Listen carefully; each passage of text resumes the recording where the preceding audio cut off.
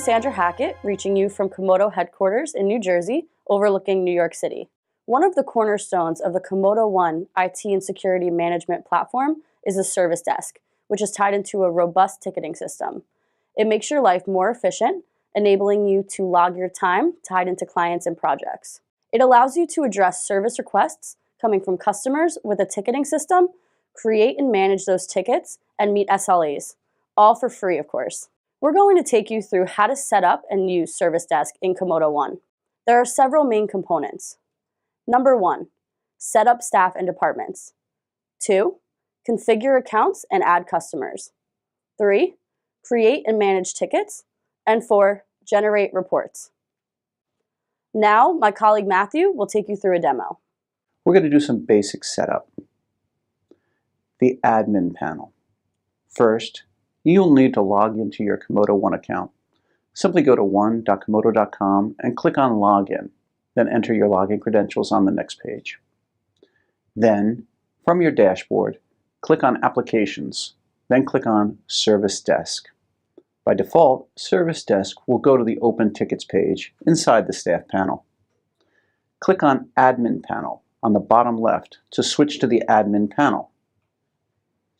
We'll detail the admin configurations elsewhere, but you should be aware of this panel and understand the default settings Komodo One has set up for you. You can customize this page to adjust settings, but please pay attention to the Help Desk URL, which is most important on this page.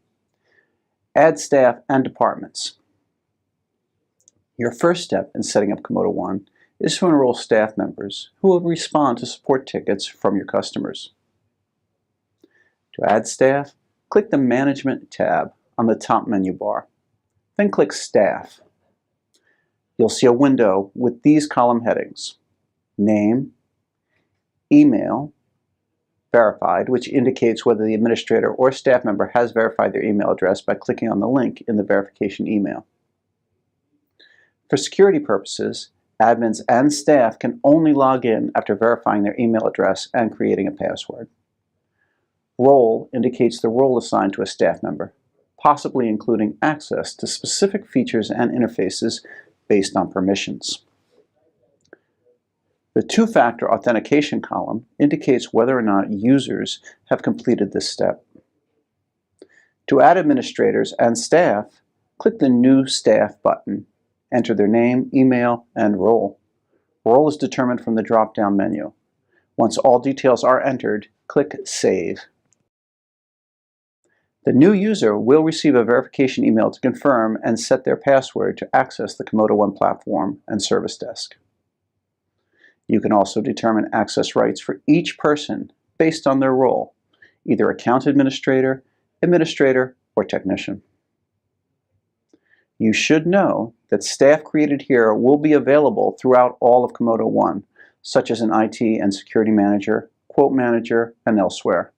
You are still able to add new staff members in an application through the Staff panel if you don't add them in the Admin panel, but those accounts will only be associated with that particular application. By default, staff members will be imported to Service Desk with the same role assigned in the Komodo One portal. You can subsequently assign them a role in Service Desk without altering their role in Komodo One. As tickets are routed to particular departments, you can assign appropriate staff members to respond to them. Support is the default department, but you can change it to maintenance, sales, or a new department you create. You can even create custom roles and departments with different responsibilities and permissions, which you'll learn in the future. In this section, we'll edit forms such as company information field forms, which may be a part of your company profile. For example, in automated response emails, it may have a name, company name, phone number, and email fields.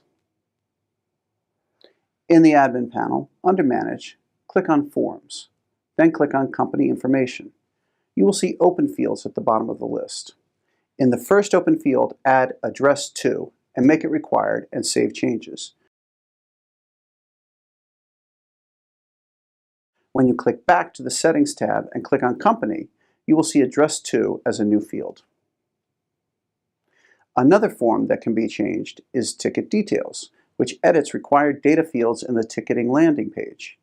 Under Forms, click on the Ticket Details line and add in a new field, alternate email address. This is more appropriate under contact information.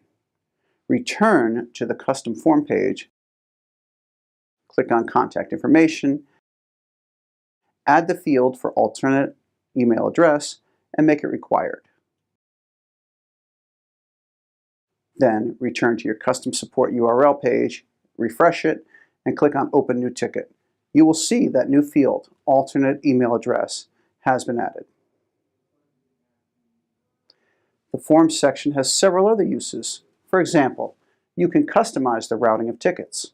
If you want to assign a ticket to a department based on preset filters, the tickets can be routed to the appropriate area for action. You can record a new landing page when you click on Add New Page under the Pages tab. You can name it, designate it as a landing page in the drop-down, and make it the status Active. Under the Help Topics tab, you can use this feature to make an FAQ. The more you can help users help themselves, the happier you both will be.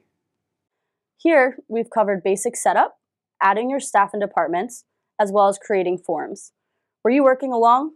Time to take your first quiz, then we'll move on to the next module, configuring accounts and adding customers.